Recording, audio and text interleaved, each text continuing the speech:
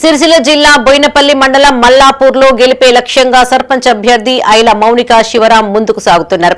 గడప గడపకు వెళ్లి తమను అత్యధిక మెజార్టీతో గెలిపించాలని ఓటర్లను అభ్యర్థిస్తున్నారు. అధికారం కోసం కాకుండా ప్రజాసేవ కోసం ముందుకు వెళ్తున్న తమ బ్యాట్ గుర్తుకు ఓటు వేయాలని కోరారు. ఓటర్లను ఆప్యాయంగా పలకరించారు. గ్రామస్తుల నమ్మకాన్ని వమ్ము చేయకుండా సమస్యల పరిష్కారానికి తమ వంతు కృషి చేస్తామన్నారు. మల్లాపూర్ రేగులపల్లి